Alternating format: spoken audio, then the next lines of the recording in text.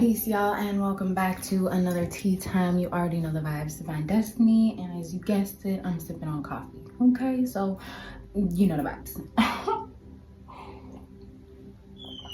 With that being said, I've tried to record this video twice already, and every time that happens and it stops me from recording, it lets me know that there's definitely an energy that just does not want this video to get out there, just does not want this message to reach you.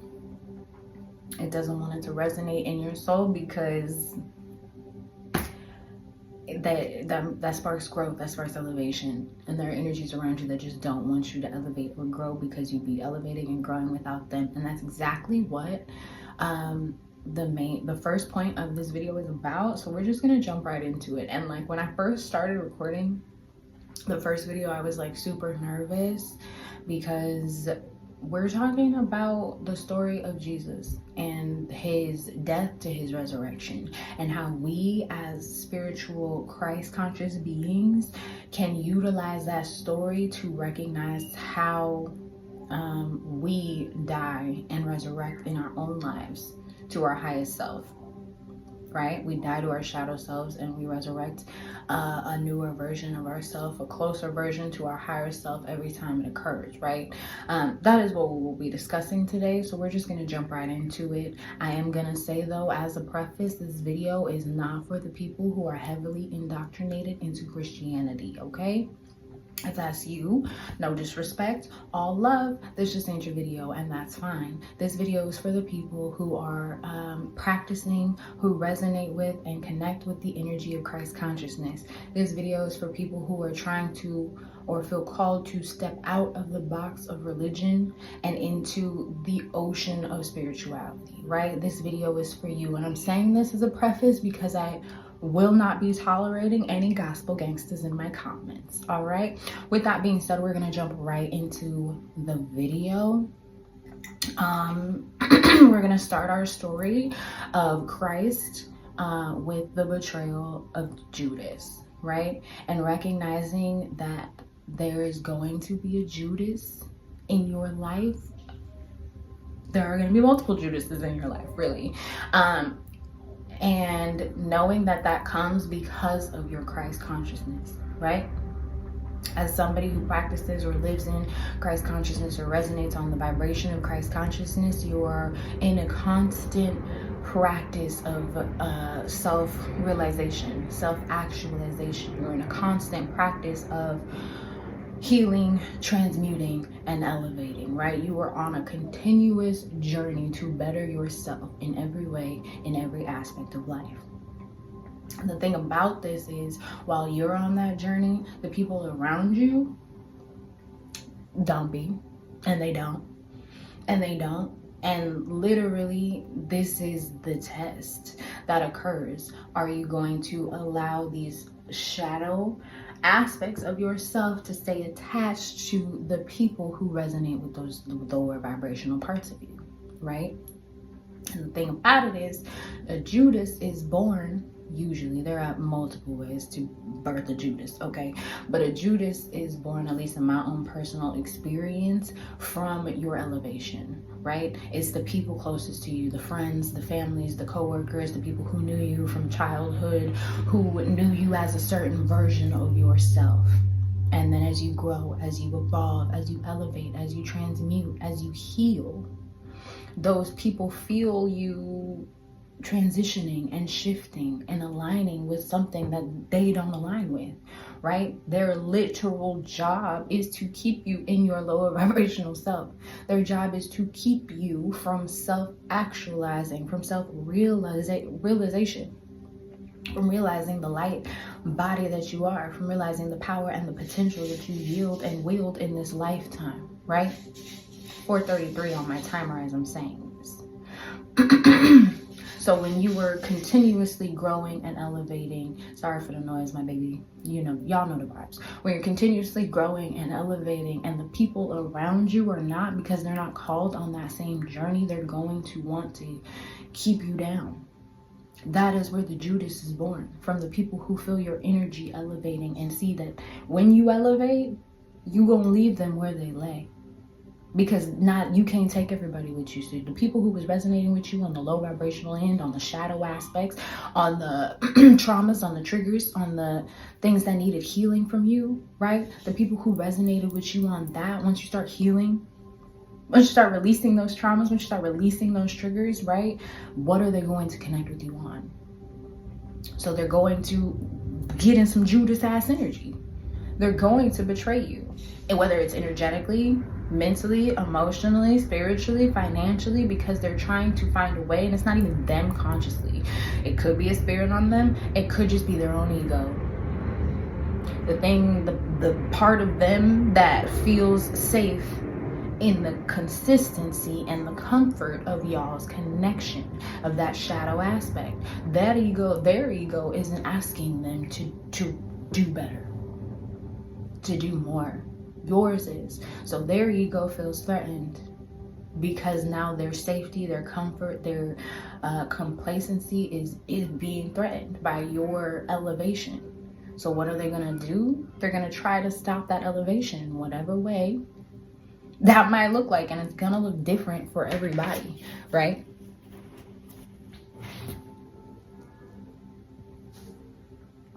And then we move into carrying the cross. I'm not telling the whole story, okay? We're just bits and pieces, the parts that we could take from. Which really you could take from all the parts. So these are the parts that like really resonate with me on my own personal journey. And that's the only thing I could talk about, baby, because that's all I know. Okay? So we move from like being betrayed by a Judas and recognizing that really just means that somebody's shadow aspect was triggered by your light. Whether this is somebody you knew or somebody you didn't. Somebody's shadow aspect was triggered by your light.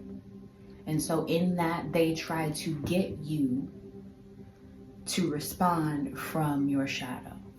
They try to trigger that shadow so you can stay there because they were comfortable with you living there. Whether they benefited off of it or it was just a mutual comfort.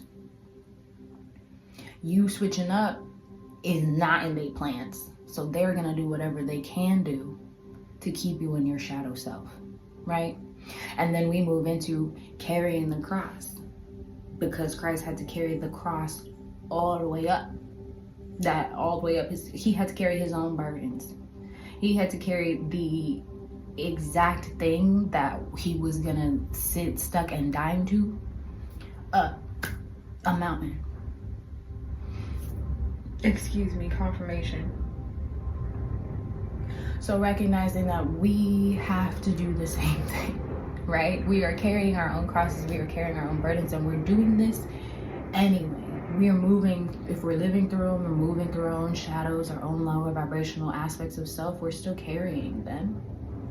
But once a Judas has brought it to your attention, that's literally the Judas's job, is to highlight the parts of you that are holding you from really elevating into your highest self, your highest good, your highest purpose, your highest timeline, right? And once that's been revealed, now it is your job to carry it to the top of the mountain, right? Which means it's your job to do the shadow work. It's your job to heal it. It's your job to pour love into it. It's your job to make sure that whatever this shadow aspect of you that has been brought to the surface does not push back down, but it's brought all the way to the top so it can be healed, so it can be transmuted, right? Whether this is burdens, this is traumas, this is triggers, this is shadows, addictions, codependencies, mentalities, lack, scarcity, doubt, fear, anxiety, depression, whatever it is. I'm hearing suicidal thoughts. That's for somebody. And if that's you, you are loved. If you're listening to this video, Spirit loves you and I love you, and they brought me here and you here so that I could tell you that.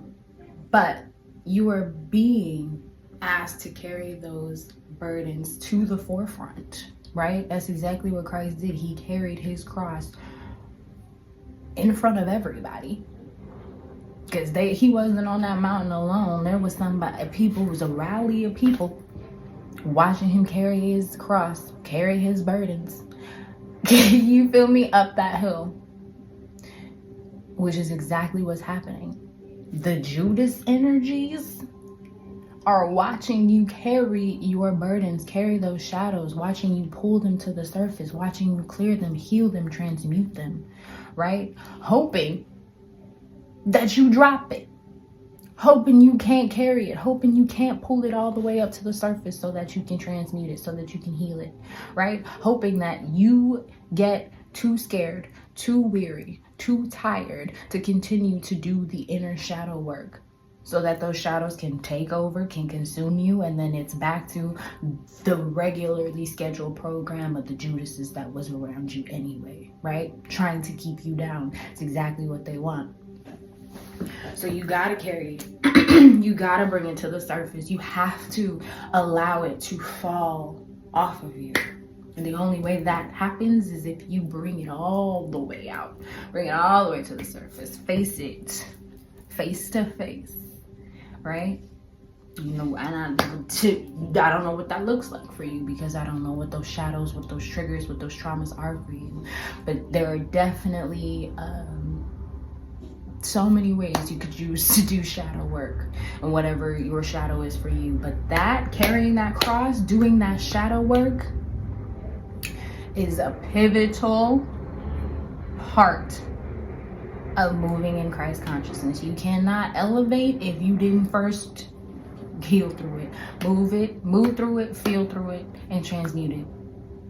Right? That's the only way to release it. That's the only way to get those burdens off of you without allowing them to sink back into you. And then we move into the part of the story where Christ literally gets up on that cross. Well, he didn't get up on there, but you know, they put him up on there. And he willingly stayed. He willingly said, "Forgive them. They know not what they do." And took it like a champ. Right.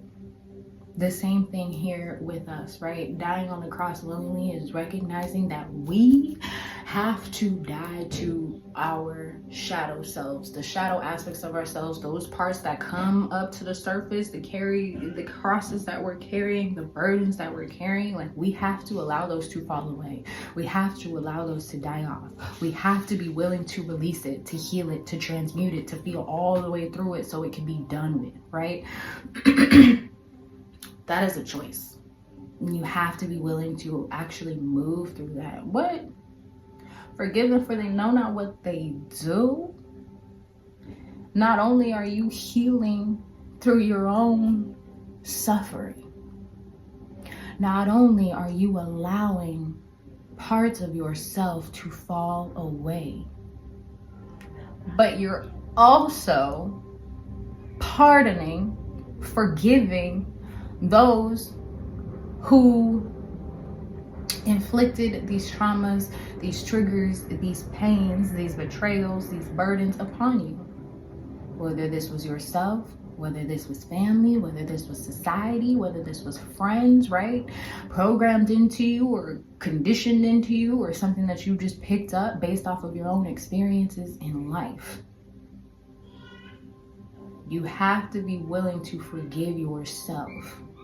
You have to be willing to forgive those Judases, okay? The ones who brought you onto this cross, the ones who brought those burdens, those shadow aspects of yourself up into the forefront for you to even have to deal with right now. You have to be willing to forgive them too. So that when you actually do release it, you're not holding on to not any piece of energy. You're not holding on to not even a remnant of that shadow. It literally doesn't exist within you anymore. Because you filled it with love. You filled it with light. You filled it with healing. So while it's the memory of it is there, and it's something that you will move with for your own wisdom, for your own knowledge, for your own intuition, for your own discernment, the energy of it, gone. Right? And then after he dies on the cross, so after we allow those shadow aspects of ourselves to fall away, those lower vibrational parts of us to fall away, right? We've forgiven, we've released. we're healing it, we let it go mentally, emotionally, spiritually, energetically. Then what happened? He rose on the third day. We're not going to talk about the third day. I don't even know why that came out of my mouth, but it did. But he rose, right? The same way when we allow shadow aspects of ourselves to fall away, we rise into and elevate into a higher version of ourselves, right? We may not be at our highest version, especially if you are just jumping into this spiritual journey and you're just jumping into shadow work and you're just getting comfortable with the idea of allowing your shadows to bubble up to the surface so you can feel them and heal them and transmute them, right? The first time you go through your own death and resurrection is not your only time.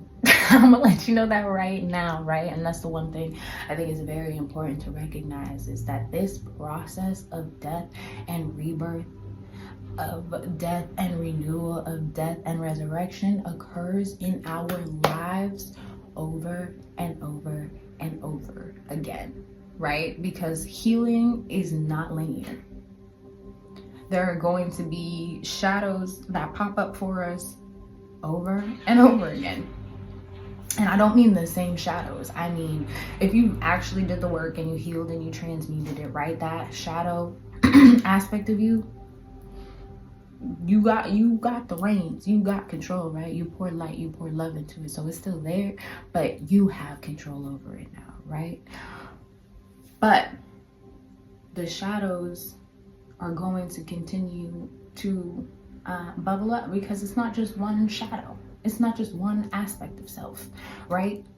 We all got habits, ideologies, mindsets, beliefs, codependencies, addictions, because coping mechanisms, because of what it is that we've been programmed, we've been conditioned, what it is that we perceive from the world around us, right? We have created our own reality based off of these things. And so it's like, you know, you're wearing a mask until you're not, and each time you die and resurrect into a higher version of yourself, you're removing a mask. You're an onion, you're peeling the layer, right? Until you have that raw, vulnerable, authentic self, right? The core being of you. And this process is going to continue to occur. The death, the rebirth, the renewal, the resurrection is going to continue to occur. 1818 on my timer, until you step into your highest, truest self. And even then, obviously, like, we're here to learn and grow in life. If you didn't have anything to learn, to heal, to release, would you even be here? Right. Right.